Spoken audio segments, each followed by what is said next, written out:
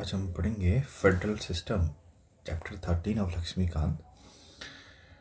इसमें हम पढ़ेंगे कि पॉलिटिकल साइंटिस्ट जो गवर्नमेंट का स्टडी करता है, गवर्नमेंट के दो टाइप्स डिवाइड करते हैं, जिसमें एक यूनिटरी गवर्नमेंट होता है, यूनिटरी गवर्नमेंट, और दूसरा होता है फेडरल गवर्नमेंट, फेडरल गवर्नमेंट। तो हम आज पढ़ेंगे फेडरल गवर्नमेंट के बारे में। इन दोनों का डिफरेंस मेनली ये होता है कि पावर के किसके पास होती है, नेशनल गवर्नमेंट के पास होती है या फिर स्टेट गवर्नमेंट के पास या फिर रीजनल गवर्नमेंट के पास होती है। ठीक है, और इन दोनों के बीच में पावर कैसे डिवाइड होती है, नेशनल गवर्नमेंट के बीच में और रीजनल गवर्नमेंट के बीच में। सो पहले हम बोलते हैं यूनिटरी गवर्नमेंट, एक शक्ति वाला सिस्टम। यूनिटरी गवर्नमेंट मतलब एक शक्ति वाला सिस्टम। अब यूनिटरी में क्या होता है, यूनिटरी में कुछ नहीं होता है, सारी पावर, सारी की सारी पावर नेशनल सेंट्रल गवर्नमेंट के पास होती है, या फिर नेशनल या सेंट्रल गवर्नमेंट के पास सारी पावर होती है। ठीक है, all the powers are vested in national government and ठीक है, नेशनल गवर्नमेंट के सारी पावर होती है। ठीक है, सो जैसे स्टेट प्रोविंस अगर एग्जिस्ट करते हैं तो अपनी पावर सेंट्रल गवर्नमेंट से ले लेते हैं। ठीक है, सिंपल शब्दों में बोलते हैं इसको, सेंटर सबसे पावरफुल होता है यूनिटरी में, स्टेट सिर्फ सेंटर की मर्जी से काम करता है। देखो यूनिटरी में क्या होता है कि सेंटर सबसे ज़्यादा पावरफुल होता है, स्टेट सिर्फ उसकी मर्जी से, तो सारी की सारी पावर सेंटर के पास होती है। सिंपल शब्दों में सेंटर सबसे ज़्यादा पावरफुल होता है, स्टेट सिर्फ सेंटर की मर्जी से काम करता है, सेंटर डिसाइड करता है कि स्टेट को कितनी पावर मिलनी चाहिए या नहीं मिलनी चाहिए। तो ये हो गया आपका यूनिटरी फॉर्म ऑफ गवर्नमेंट का। ठीक है, अब हम पढ़ेंगे फेडरल गवर्नमेंट के बारे में। फेडरल गवर्नमेंट, अच्छा इस एग्जांपल देख लो, सॉरी यूनिटरी गवर्नमेंट के, जैसे कि यूके हो गया, फ्रांस हो गया, Japan, Italy, China, Belgium, Norway, Sweden, Spain, ये सारे क्या हैं, सेंट्रल गवर्नमेंट यूनिटरी गवर्नमेंट के एग्जांपल हैं। अब हम पढ़ेंगे फेडरल गवर्नमेंट। फेडरल गवर्नमेंट में क्या होता है कि government on the other hand is one in which the power are divided between the national government and the regional government of the constitution. Both operates in their jurisdictions independently. ठीक है, अब क्या होता है फेडरल सिस्टम में क्या होता है कि पावर सेंट्रल स्टेट दोनों के बीच में कॉन्स्टिट्यूशन के थ्रू डिवाइड होती है। ये दोनों अपने अपने एरियाज में इंडिपेंडेंटली काम करते हैं। सेंटर स्टेट के काम में बिना कॉन्स्टिट्यूशनल रूल के इंटरफेस नहीं कर सकता। सिंपल शब्दों में बोले तो अगर सेंटर को स्टेट के काम में इंटरफेयर करना है तो कॉन्स्टिट्यूशनल रूल के थ्रू करना पड़ेगा, कॉन्स्टिट्यूशनल रूल के थ्रू उसको काम करना पड़ेगा। अगर हम सिंपल शब्दों में बोलें तो national level federal government slash central government slash union government होती है, state government slash provincial government बोलेंगे। तो फेडरेशन का वर्ड का मीनिंग क्या है, फेडरेशन एक लैटिन वर्ड है जिसका नाम होता है फोइडस, जिसका मतलब होता है ट्रीटी यानी समझौता। ठीक है, और एग्रीमेंट। तो ऐसे वाले कौन कौन से देश हैं, जैसे यूएसए है, कनाडा है, स्विट्जरलैंड है, रशिया है, ये सारे। Now we will learn the point by point of comparison between the federal government and the unitary government. सबसे पहला पॉइंट है dual government, that is the national government as well as regional government. देखो दोनों अपने अपने area में काम करते हैं फेडरल गवर्नमेंट के अकॉर्डिंग। यूनिटरी में क्या होता है, यूनिटरी में सिंगल गवर्नमेंट होती है, that is national government which में क्रिएट रीजनल गवर्नमेंट और नॉट। ये चाहे तो रीजनल गवर्नमेंट क्रिएट कर सकती है और चाहे तो नहीं कर सकती है। सिर्फ यही पावरफुल होती है, वो चाहे तो स्टेट और प्रोविंशियल बना सकती है या फिर नहीं बना सकती है। जो फेडरल गवर्नमेंट होता है वो रिटन कॉन्स्टिट्यूशन है, लेकिन यूनिटरी गवर्नमेंट में जो रिटन भी हो सकता है या भी नहीं भी हो सकता है। रिटन के केस में फ्रांस हो गया और रिटन के केस में ब्रिटेन हो गया। Division of powers between the national and the regional government. यहाँ पे डिवीजन ऑफ पावर होता है नेशनल गवर्नमेंट और रीजनल गवर्नमेंट के बीच में, फेडरल गवर्नमेंट में। यहाँ पे कोई भी डिवीजन ऑफ पावर नहीं होता है, सारे पावर जो है किसके पास होते हैं, नेशनल गवर्नमेंट के पास होता है। Supremacy of the constitution, federal government में कौन सुपीरियर रहता है, फेडरल गवर्नमेंट में आपका कौन सुपीरियर रहता है, कॉन्स्टिट्यूशन सुपीरियर रहता है। जबकि यूनिटरी गवर्नमेंट में कौन सुपीरियर रहता है, यहाँ पे कॉन्स्टिट्यूशन सुपीरियर हो सकता है और नहीं भी हो सकता है। एग्जाम्पल के केस में superior constitution of unitary government के केस में जापान है, और जहाँ पे कॉन्स्टिट्यूशन सुपीरियर नहीं है वो है ब्रिटेन का एग्जाम्पल है यहाँ पे। फेडरल गवर्नमेंट में रिजिड कॉन्स्टिट्यूशन होता है। रिजिड कॉन्स्टिट्यूशन का मतलब क्या है यहाँ पे, रिजिड कॉन्स्टिट्यूशन का मतलब यहाँ पे है कि इसमें अमेंडमेंट करना थोड़ा मुश्किल होता है, इसमें अमेंडमेंट करना थोड़ा मुश्किल होता है, ठीक है। जबकि कॉन्स्टिट्यूशन यानी यूनिटरी गवर्नमेंट में क्या होता है, ये रिजिड भी हो सकता है और नहीं भी हो सकता है, फ्लेक्सिबल भी हो सकता है। फ्लेक्सिबल के केसेस में ब्रिटेन है और रिजिड के केसेस में फ्रांस है। ये इसका एक इंडिपेंडेंट जुडिशरी होता है। इंडिपेंडेंट जुडिशरी का मतलब क्या है यहाँ पे, मतलब ये सेंटर और स्टेट के बीच में डिस्प्यूट सॉल्व करती है इंडिपेंडेंट जुडिशरी, ठीक है, बिल्कुल इंडिपेंडेंट होती है और ये सेंटर और स्टेट के बीच के डिस्प्यूट को सॉल्व करती है। यहाँ पे जुडिशरी इंडिपेंडेंट हो सकती है, नहीं भी हो सकती है। सेवंथ केस क्या है, बाइकैमरलिज्म, बाइकैमरल लेजिस्लेचर। इसका मतलब क्या है, बाइकैमरल मतलब बाई मतलब होता है टू, बाई मतलब टू, तो इसमें दो हाउस होते हैं, एक अपर हाउस बोलते हैं और एक लोअर हाउस बोलते हैं। अपर हाउस को इंडिया के केस में क्या बोलते हैं, राज्यसभा, ठीक है, और लोअर हाउस को क्या बोलते हैं, लोकसभा, ठीक है। और यहाँ पे क्या होता है, यहाँ पे लेजिस्लेचर में बी बाइकैमरल और नॉट, मतलब यूनिकैमरल भी हो सकता है, जैसे कि इस केस में चाइना में केवल एक है, ठीक है। हाँ, अब हम पढ़ेंगे कि हाउ फेडरेशन फॉर्म, ठीक है। तो how of federation is formed, तो हम इसके बारे में पढ़ेंगे।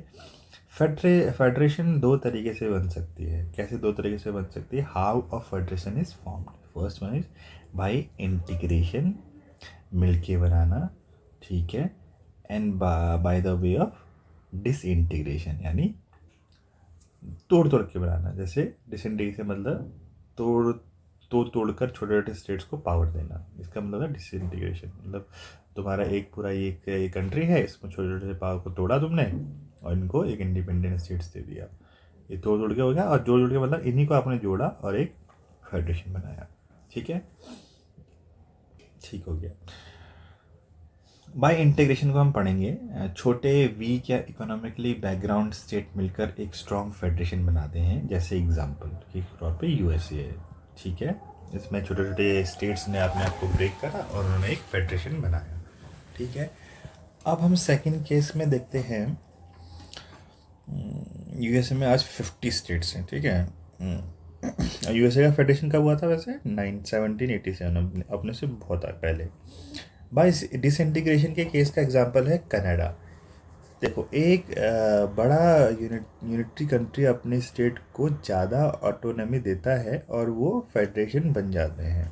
जैसे कि केस में कनाडा पहले 4 प्रोविंस में था, अच्छा, ठीक है, 1 2 3 4 प्रोविंस में था, ठीक है, और इन्होंने ऑटोनॉमी दी, अब में 10 प्रोविंस ऑटोनॉमी दी, बाद में 10 प्रोविंस बन गए, उन चारों का उन्होंने 10 बना दिया। तो इन 10 को कब बनाना है, 1867 में बना दिया, ठीक है। अब इंडिया के कॉन्स्टिट्यूशन में क्या होता है, इंडिया के कॉन्स्टिट्यूशन में क्या बोलते हैं, हमारे कॉन्स्टिट्यूशन फेडरल सिस्टम है, और ये कब बनाया था, the freedom adopted in federal system. देखो इंडिया के केस में क्या है, इंडिया के केस में दो चीज़ें हैं। एक तो पहला क्या है, इंडिया का साइज़ बहुत बड़ा है, ठीक है, large size of the country in social diverse country, cultural diversity है यहाँ पे।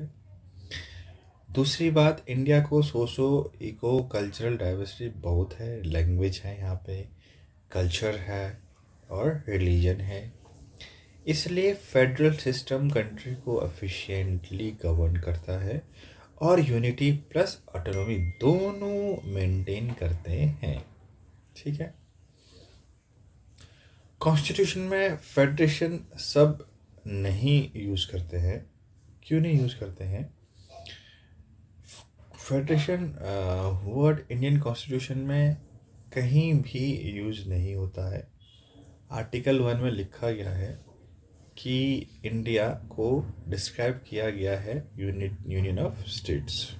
सो हम पढ़ेंगे कॉन्स्टिट्यूशन में, देखो इंडिया का साइज बहुत बड़ा है, ठीक है, and they realize the federal system not only ensure the efficient government of the country but also reconciles national unity, regional autonomy. So इसका मतलब ये है कि इंडियन फेडरेशन अमेरिकन फेडरेशन की तरह स्टेट के एग्रीमेंट से नहीं बना है। और यहाँ पे आपने देखा है कि हमारे पास इंडिया के सो मैनी कल्चर्स हैं, डाइवर्सिटी है, बहुत सारे लैंग्वेज हैं। So B R Ambedkar sir ने क्या बोला कि the phrase union of state has been preferred to the federation of state to indicate two things.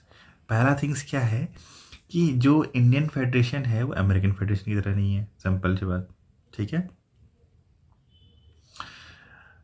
ऐसे देखो अमेरिका में स्टेट इंडिपेंडेंटली एग्जिस्ट करते थे और उन्होंने मिलकर फेडरेशन बनाया, बट इंडिया में स्टेट ने मिलकर एग्रीमेंट नहीं किया, ठीक है, पहला पॉइंट ये है। दूसरा point, the state has no right to cede from the federation. The federation is a union because it is indestructible. इसका मतलब है तो हम तोड़ नहीं सकते। देखो इंडियन स्टेट्स को फेडरेशन से अलग होना, सीट मतलब अलग होना, कि कोई राइट नहीं है। ये इंडिया इंडस्ट्रक्टिबल है, यूनियन है, स्टेट अलग नहीं हो सकता। थोड़ी मेरा प्रोनाउंसिएशन इसमें थोड़ा वो हो रहा है, इसलिए इंडिया एक यूनियन है, क्योंकि ये तो नहीं सकता, क्या नहीं हो सकता, इंडियन एक यूनियन है क्योंकि हम उसको तोड़ नहीं सकते, ठीक है, ये इंडिस्ट्रक्टिबल है, ठीक है। इंडिया का फेडरेशन सिस्टम कैनेडियन मॉडल पर बेस्ड है, ठीक है, नहीं कि अमेरिकन मॉडल पे, क्योंकि कैनेडियन मॉडल सेंटर को स्ट्रॉन्ग बनाता है। क्या करता है कैनेडियन मॉडल? सेंटर को स्ट्रॉन्ग बनाता है, एंड ये डिफर करता है अमेरिकन मॉडल से। The Indian federation resemble the Canadian federation. इसका पहला क्या है? फॉर्मेशन के तरीके में, वे ऑफ डिसइंटीग्रेशन, मतलब फॉर्मेशन के तरीके के, ठीक है। Second, in its preference to the term union, the Canadian federation is also called union. तो कैनेडियन फेडरेशन भी क्या वर्ड यूज करता है? यूनियन वर्ड करता है। तीसरा पॉइंट है स्ट्रॉन्ग सेंटर, ठीक है। इसका मतलब क्या है? कैनेडियन मॉडल की तरह इंडिया में भी सेंटर ज़्यादा पावरफुल होती है, centre is more powerful compare to the state, ठीक है। इसीलिए हमने बी आर अम्बेडकर सर ने क्या बोला कि India called union of state instead of federation of states. अब हम पढ़ेंगे features of federal features of the constitution. इसको हम जल्दी जल्दी पढ़ेंगे, ज़्यादा इंपॉर्टेंट नहीं है, फिर भी हम पढ़ेंगे ऊपर ऊपर से, पूरा समझाएंगा मैं आपको इसको। तो federal features of Indian constitution of India are explain below, so these features are explain below, ये हम पढ़ेंगे अभी। पहला है ड्वेल पॉलिटी। ड्वेल पॉलिटी का मतलब क्या होता है? इंडिया में 2 लेवल के गवर्नमेंट होंगे, पहले यूनियन और स्टेट, सबसे पहले यूनियन और प्लस स्टेट, 2 लेवल के गवर्नमेंट हो गए इंडिया में। डुअल पॉलिटी का मतलब ये है। अब ठीक है, डुअल पॉलिटी का मतलब ये हो गया। Second thing is dual polity का मतलब है नेशनल इम्पोर्ट। देखो पहला पॉइंट है इसका नेशनल, यूनियन और सेंट्रल गवर्नमेंट। पहली कौन सी होगी? नेशनल और सेंट्रल गवर्नमेंट। ठीक है, इसमें हम पढ़ेंगे कि नेशनल इंपॉर्टेंस के काम हैंडल करती है यूनियन गवर्नमेंट, जैसे defence, foreign currency and communications. तो ठीक है, union government deals with the matter of national importance like defence, foreign affairs, currency, communication and so on. And state government on the other hand look after the matters of regional and local importance like public order, agriculture, health, local government and so on. ठीक है, state government क्या काम करता है? State government regional importance के काम देखते हैं, जैसे कि पब्लिक ऑर्डर हो गया, पुलिस हो गया, एग्रीकल्चर हो गया, हेल्थ हो गया, लोकल गवर्नमेंट हो गया। इंपॉर्टेंट क्या है? दोनों के पास अपने अपने फील्ड है। ठीक है, दोनों के पास अपने अपने फील्ड में इंडिपेंडेंट पावर होती है, कॉन्स्टिट्यूशन के थ्रू असाइन की गई हुई। इसको ही डुअल पॉलिटी बोलते हैं, इसी को ही हम क्या बोलेंगे? Dual polity. सेकेंड है रिटन कॉन्स्टिट्यूशन। हमारे इंडिया में रिटन कॉन्स्टिट्यूशन है। 2019 के अकॉर्डिंग हमारे पास 12 शेड्यूल थे, 470 आर्टिकल्स था। 472 आर्टिकल्स थे, 12 शेड्यूल था। 470 आर्टिकल्स थे, 12 शेड्यूल्स थे। ओरिजिनली हमारे कॉन्स्टिट्यूशन में 8 शेड्यूल थे और 395 आर्टिकल्स थे। बट 2019 के अकॉर्डिंग, क्योंकि ये बुक 2019 मतलब पुरानी है थोड़ी सी इसका, तो इसलिए इसमें 2019 तक का ही अपग्रेड है। बाकी प्रियम्बल में हमारे 2019 में 470 आर्टिकल्स थे और ये 25 पार्ट्स में डिवाइड करे गए थे और इनके 12 शेड्यूल थे। रिटन कॉन्स्टिट्यूशन के बेनिफिट्स क्या क्या हैं? पहले तो बात है स्ट्रक्चर, पावर, फंक्शन सब क्लियरली डिफाइन होता है। दूसरा, सेंटर और स्टेट दोनों को बताता है कि उनकी लिमिट्स क्या है। ठीक है, तीसरा रहता है कि इसमें मिसअंडरस्टैंडिंग और डिस्प्यूट कम होता है अगर रिटन कॉन्स्टिट्यूशन होता है। चौथा है इसलिए फेडरल सिस्टम स्मूथ चल पाते हैं क्योंकि हमारा कॉन्स्टिट्यूशन जो होता है रिटन होता है। ठीक है, तो ये कुछ पॉइंट्स हैं, कुछ बेनिफिट्स हैं रिटन कॉन्स्टिट्यूशन के। थर्ड है division of power. Division of power में क्या होता है? देखिए 3 टाइप की लिस्ट होती है, कॉन्करेंट लिस्ट, ठीक है, स्टेट लिस्ट और सेंट्रल लिस्ट। ठीक है, ये तीनों लिस्ट होती है। इन 3 लिस्टों में अलग अलग सब्जेक्ट्स यानी पावर्स बांटे हुए होते हैं। ओरिजिनली 98 सब्जेक्ट्स थे, 97 थे, बट अभी कंसिस्ट ऑफ 98 सब्जेक्ट्स। सिर्फ सेंटर लॉ बना सकता है 98 सब्जेक्ट्स में, जैसे कि डिफेंस हो गया, फॉरेन अफेयर्स हो गया, करेंसी हो गया, रेलवे हो गया, ये सारे सेंटर कर सकता है। ठीक है, दूसरा है कॉन्करेंट लिस्ट। कॉन्करेंट लिस्ट में 52 सब्जेक्ट्स है जिसमें से सेंटर और स्टेट दोनों काम कर सकते हैं, दोनों लॉ बना सकते हैं। स्टेट लिस्ट में 59 सब्जेक्ट्स जिसमें क्या बोलते हैं स्टेट लॉ बना सकता है, जिसमें जैसे पुलिस हो गया, जैसे एग्रीकल्चर हो गया, पब्लिक हेल्थ हो गया, ये सारे किस में आते हैं? सेंटर के सब्जेक्ट्स में आते हैं। अब हम पढ़ेंगे supremacy of the constitution. Constitution की सुप्रीमेसी क्या होती है? कॉन्स्टिट्यूशन इंडिया का सुप्रीम हाईएस्ट लॉ है, सभी को पता है।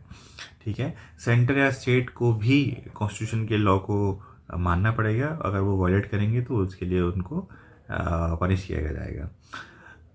अगर सेंटर और स्टेट सुप्रीम कोर्ट के लॉ को या मना करते हैं, इनवैलिड डिक्लेयर कर सकते हैं, तो उसका जुडिशियल रिव्यू होता है। इसका मतलब लेजिस्लेटिव, एग्जीक्यूटिव और जुडिशरी सबको कॉन्स्टिट्यूशन के रूल को फॉलो करना पड़ेगा। ठीक है, तो हमारा सुप्रीम कोर्ट भी इसके कॉन्स्टिट्यूशन के अगेंस्ट नहीं जा सकता। फेडरल स्टेट में यूनिफॉर्मिटी बनी रहती है। पांचवा है रिजिड कॉन्स्टिट्यूशन। रिजिड मतलब ये इसको चेंज करना इतना इजी नहीं होता है। तो फेडरल सिस्टम तभी स्ट्रांग बनता है जब कॉन्स्टिट्यूशन को बदलना आसान नहीं होता है। इंडिया की कॉन्स्टिट्यूशन में रिजिड पार्ट क्या है, जब हम पूछेंगे, जैसे क्या होता है कि जो provisions centre state relation, judiciary, federal structure से रिलेशन रखते हैं, उनको चेंज करने के लिए पार्लियामेंट का स्पेशल मेजोरिटी चाहिए होती है, पहली बात। दूसरा है आधी स्टेट लेजिस्लेचर की अप्रूवल भी चाहिए होती है। ठीक है, तो ये सब चीज़ों के लिए इसमें चेंज करना इज़ सो मच डिफ़िकल्ट, इसलिए रिजेक्ट करते हैं। 2 चीज़ चाहिए होती है इसमें, पार्लियामेंट का स्पेशल मेजोरिटी चाहिए और स्टेट लेजिस्लेचर का आधी स्टेट का अप्रूवल चाहिए। ठीक है, स्टेट लेजिस्लेचर का। सो इंडिया का कॉन्स्टिट्यूशन पार्शल रिजिड है, पार्शली फ्लेक्सिबल है, बट फेडरल पार्ट रिजिड होते ही हैं, ठीक है। तो इंडिया के केस में क्या है, ना ही थोड़ा रिजिड है ना ही फ्लेक्सिबल है, ये मिड का मेजर वो है। ठीक है, धन्यवाद। Next is independent judiciary. देखो हमारे क्या होते हैं, इंडिपेंडेंट जुडिशरी होती है जिसमें से सुप्रीम कोर्ट हेड करता है for two purposes. One, protect the supremacy of the constitution by exercising the power of judicial review, and second to settle the dispute within the centre and states. तो independent judiciary होती है, वो centre और state को disputes को resolve करती हैं। So the Constitution various measures like security, tenure of judge, fixed connotation, conditions, and so on make judicially independent of the government, ठीक है। अब बायकैमरलिज्म मतलब क्या होता है, दो हाउस होते हैं, बाय मतलब दो होते हैं, एक लोकसभा होती है, एक राज्यसभा, ठीक है।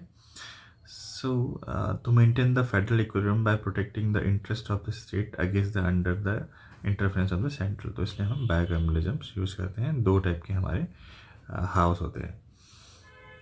Unitary feature of the constitution अभी हम ये पढ़ेंगे। So unitary feature of the constitution में पहला हम लोग पढ़ते हैं स्ट्रॉन्ग सेंटर है। सेंटर बहुत स्टेट स्ट्रॉन्ग है, क्योंकि the division of power in favour of centre and highly in equitable from the federal angle, ठीक है। फर्स्टली क्या होता है, union list contain more subjects than the state list. सब सेंटर के बाद ज़्यादा सब्जेक्ट्स हैं स्टेट के अकॉर्डिंग, तो ज़्यादा इंपॉर्टेंट सब्जेक्ट्स जो किसके पास है, सेंटर के पास है। Thirdly the centre has override authority over the concurrent list. तो सेंटर क्या कर सकता है, ओवरराइड अथॉरिटी रहता है कॉन्करेंट लिस्ट में। सेंटर जो कॉन्करेंट मतलब क्या होता है, कौन सी लिस्ट जिसमें स्टेट और सेंटर दोनों काम कर सकते हैं, उस पर इसके पास ज़्यादा पावर होती है। Finally residual power has also been left with the centre, while in this USA the vested of the states, thus the constitution has made the center very strong. So residual power भी किसको मिलेंगे, centre को मिलेंगे। Residual power कौन से होते हैं, जो तीनों लिस्ट में नहीं होते, वो पावर भी किसके पास जाते हैं, स्टेट सेंटर के पास जाती हैं, ठीक है। जो कोई भी तीनों लिस्ट में मेंशन नहीं होता है वो किसके पास जाती हैं, सेंटर के पास जाती हैं, वो सब्जेक्ट्स भी। तो इस केस में देखा जाए तो स्ट्रॉन्ग सेंटर है, सेंटर ज़्यादा स्ट्रॉन्ग है। सेकेंड है स्टेट नॉट इंडिस्ट्रक्टिबल। इसका मतलब ये है कि स्टेट बाउंड्री चेंज का राइट सेंटर के पास होता है। अगर स्टेट का बाउंड्री चेंज करना है तो किसके पास है, सेंटर के पास है। स्टेट के नाम चेंज कर सकती है स्टेट, पार्लियामेंट्री सिंगल मेजोरिटी से पार्लियामेंट सिंगल मेजोरिटी से सेंटर क्या कर सकती है, स्टेट के नाम चेंज कर सकती है, बाउंड्रीज बदल सकती है, नया स्टेट बना सकती है, स्टेट के मर्जी या डिवाइड कर सकती है, स्टेट को स्टेट को मर्ज या डिवाइड कर सकती है। सो ये सारे पावर किसके पास होते हैं, सेंटर के पास होते हैं, ठीक है। सिंगल कॉन्स्टिट्यूशन, सिंगल कॉन्स्टिट्यूशन का मतलब क्या है, सिंगल कॉन्स्टिट्यूशन का मतलब है कि यूएसए में होता है, कनाडा में होता है, यहाँ पे हर स्टेट का अपना कॉन्स्टिट्यूशन होता है, ठीक है, और सेंटर का सेपरेट कॉन्स्टिट्यूशन होता है। बट इंडिया में क्या है, सिंगल कॉन्स्टिट्यूशन है, स्टेट और सेंटर दोनों के लिए सेम कॉन्स्टिट्यूशन है। Entire country has one constitution, ठीक है, दैट इज सेंटर पर स्टेट दोनों सेम कॉन्स्टिट्यूशन का सेव करेंगे। और यहाँ पे इंडिया में स्टेट अपना खुद का कॉन्स्टिट्यूशन भी नहीं बना सकता है, ये भी हमारे उसमें लिखा गया है। जबकि जो जम्मू एंड कश्मीर था, जिनके पास पहले अपना कॉन्स्टिट्यूशन था ना, वो कॉन्स्टिट्यूशन भी अब हमने रिमूव कर दिया है, ठीक है, 2019 के अकॉर्डिंग। उसके बाद आता है फ्लेक्सिबिलिटी ऑफ द कॉन्स्टिट्यूशन। इसका मतलब क्या होता है कि federal countries usually rigid constitution follow करते हैं, जैसे अमेंडमेंट मुश्किल होता है। इंडिया में ये मिक्स है, लेकिन कुछ अमेंडमेंट सिर्फ पार्लियामेंट कर सकता है बिना स्टेट के अप्रूवल के, जैसे सिटीजनशिप, इलेक्शन, प्रेसिडेंट का पावर, लोकसभा का साइज, ये सब कौन कर सकता है, पार्लियामेंट कर सकता है, सिर्फ पार्लियामेंट, ठीक है। इससे सेंटर को कंट्रोल ज़्यादा स्ट्रांग बन जाता है, ठीक है। क्या होता है, देखो फेडरल कंट्रीज़ में यूजुअली रिजिड कॉन्स्टिट्यूशन होता है ना, जिसको अमेंड करना मुश्किल पड़ जाता है। इंडिया में मिक्स होता है। क्या मिक्स होता है, कुछ अमेंडमेंट सिर्फ पार्लियामेंट कर सकती है बिना स्टेट के अप्रूवल के। एग्जांपल सिटीजनशिप, इलेक्शन, प्रेसिडेंट का पावर, लोकसभा का साइज, स्टेट गवर्नमेंट को इसमें कोई रोल नहीं होता है। इससे सेंटर का कंट्रोल ज़्यादा स्ट्रॉन्ग बन जाता है। ठीक है, अब सिंपली ब्रेक डाउन करते हैं इसको इजी बनाने के लिए। स्ट्रॉन्ग फीचर्स और उसका मीनिंग। स्ट्रॉन्ग सेंटर का मतलब होता है ज़्यादा सब्जेक्ट इसके पास है, इम्पॉर्टेंट पावर्स इसके पास हैं। स्टेट नॉन इंडिस्क्रिप्टेबल मतलब क्या होता है कि centre state boundaries name area change कर सकता है। सिंगल कॉन्स्टिट्यूशन का मतलब है सेंट्रल पर स्टेट दोनों के पास सेम कॉन्स्टिट्यूशन होता है। ठीक सो मतलब ये है कि राज्यसभा में स्टेट का इक्वल रिप्रेजेंटेशन नहीं है। ठीक है, so state are given representation in the Rajya Sabha on the basis of population. So state को इंडियन राज्यसभा में यानी अपर हाउस के मेंबर्स पॉपुलेशन के हिसाब से डिसाइड होते हैं। मतलब जिसका पॉपुलेशन ज़्यादा है उस स्टेट को ज़्यादा सीट मिलेगी, जिसका पॉपुलेशन कम है उस स्टेट को कम सीट मिलेगी। इसलिए सीट्स 1 से 31 तक वेरी करते हैं। ठीक है, तो seats in the Rajya Sabha that is the lower house is very from 1 to 31। जबकि यूएसए में क्या होता है कि अमेरिका स्टेट का इक्वल रिप्रेजेंटेशन मिलता है। यूएस में यूएस सेनेट में 100 मेंबर्स हैं, सो हर स्टेट को 2 सीट्स मिलते हैं। बट हमारे केस में क्या होता है, इंडिया में the state can very from the seats in the Rajya Sabha is very from 1 to 31 depends on the number of population. ठीक है, 6 है इमरजेंसी प्रोविजंस। इमरजेंसी प्रोविजंस में क्या होता है, सी इंडियन कॉन्स्टिट्यूशन में 3 टाइप की इमरजेंसीज होती हैं। First one is the national emergency, second one is state emergency and third one is the financial emergency. So central government की पावर स्ट्रांग हो जाती है इमरजेंसी के केस में। स्टेट की पावर को ख़त्म हो जाती है, कम हो जाती है, बहुत कम हो जाती है स्टेट की पावर। इम्पॉर्टेंट पॉइंट ये है कि इस ट्रांसफॉर्मेशन के लिए कॉन्स्टिट्यूशनल अमेंडमेंट की ज़रूरत नहीं पड़ती। दूसरे फेडरेशन यूएस स्विट्ज़रलैंड में ऐसा मैकेनिज्म नहीं होता है। ठीक है, सो इमरजेंसी के केस पे क्या होता है कि जो सेंटर है वो ऑल पावरफुल बन जाता है over the states and state go into the total control of the centre. तो स्टेट क्या होता है, टोटल कंट्रोल में आ जाता है सेंट्रल के। It converts the federal structure into unitary one without formal amendments of the constitution. This kind of transformation is not found anywhere in the world. So इस type की transformation कहीं नहीं मिलती है पूरे वर्ल्ड में। फिर है सिंगल सिटीजनशिप, 7th क्या है। सिंगल सिटीजनशिप का मतलब क्या है, in spite of dual seat polity the constitution of India like that of Canada adopted system of single citizenship. हमारे यहाँ सिंगल सिटीजनशिप होती है, while in case of USA उनके उसमें क्या होता है कि ड्वेल सिटीजनशिप होती है। स्टेट की अलग सिटीजनशिप होती है और सेंटर की पूरे यूएस की अलग सिटीजनशिप होती है। सो स्विट्ज़रलैंड ऑस्ट्रेलिया भी एग्जांपल्स में हैं जिनके पास ड्यूल सिटीजनशिप होती है। फिर आता है इंटीग्रेटेड जुडिशरी। इंटीग्रेटेड जुडिशरी का मतलब क्या होता है, इंडिया की judiciary single and integrated system है। टॉप पर क्या है, टॉप पर सुप्रीम कोर्ट है हमारी। ठीक है, उसके बाद हाई कोर्ट आता है, फिर आता है डिस्ट्रिक्ट और लोअर कोर्ट। ठीक है,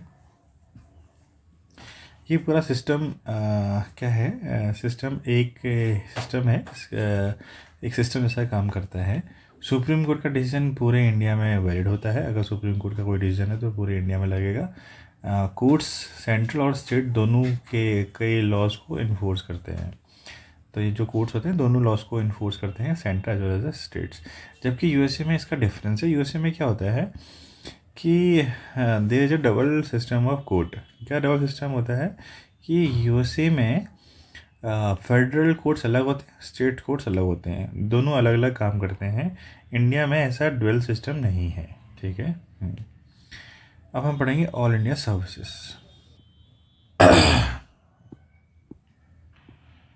सो यूनियन लिस्ट को कौन कंट्रोल करता है, पार्लियामेंट कंट्रोल करता है। स्टेट लिस्ट को स्टेट लेजिस्लेचर कंट्रोल करता है और कॉन्करेंट लिस्ट को दोनों काम करते हैं। ठीक है, तो बट ये यहाँ पे एक स्पेशल प्रोविज़न मिलता है, वो क्या है, पार्लियामेंट स्टेट लिस्ट की चीज़ों पर भी लॉ बना सकती है। बट उनको एक राज्यसभा में एक रिजोल्यूशन करना पड़ेगा, लोकसभा में नहीं राज्यसभा में, कि करके कि नेशनल इंटरेस्ट में पार्लियामेंट ये पावर दी जाएगी।